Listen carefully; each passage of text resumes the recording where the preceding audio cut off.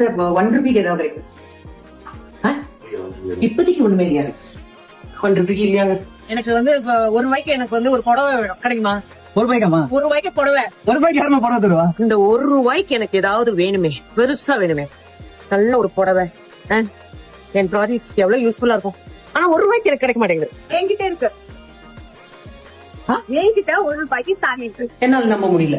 எனக்கு please, I want to see the saree. All sarees 1 rupee. Super. இந்த saree எனக்கு conversion பண்ணு. கண்டிப்பா. ஓகே, இப்பவே இருந்து வாங்கி போயிடலாம். நிஜமா? Yes. 1 rupee. Yes. 2 hours later.